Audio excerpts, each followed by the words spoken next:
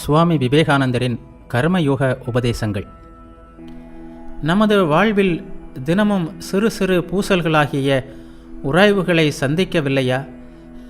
அன்பின் வழியாக மட்டுமே கடமை இனிமையானதாக இருக்க முடியும். இனி சுதந்திர நிலையில் மட்டுமே அன்பு பிரகாசிக்க முடியும்.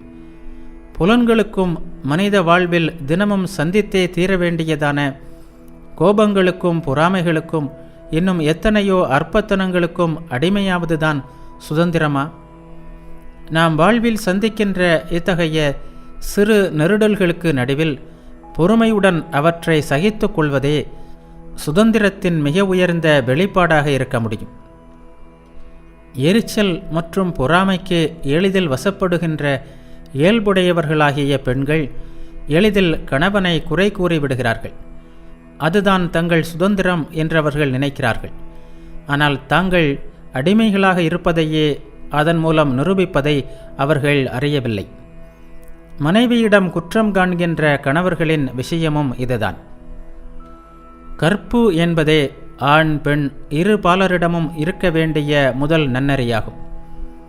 ஒரு மனிதன் எவ்வளவுதான் வழி தவறியவனாக இருந்தாலும் மென்மையும் அன்பும் நிறைந்த கற்புமிக்க மனைவியால் திருந்தாத மனிதன் அபூர்வமே.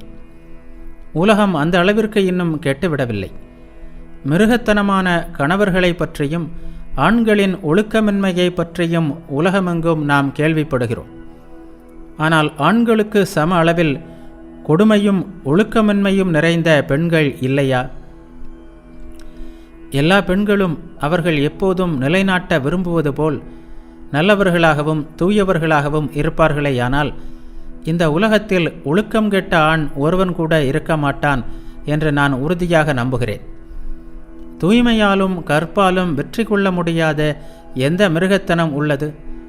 கணவனை தவிர பிற ஆடவர்கள் எல்லோரையும் தன் குழந்தையாக கருதி அவர்களுடன் தாயின் நிலையிலேயே பழகுகின்ற நற்பண்பு மிக்க கற்பு நிறைந்த ஒரு பெண்ணின் முன்னால் வருகின்ற எந்த மனிதனும் அவன் எவ்வளவுதான் கொடியவனாக இருந்தாலும் புனிதத்தின் சூழலை உணராமல் இருக்க முடியாது.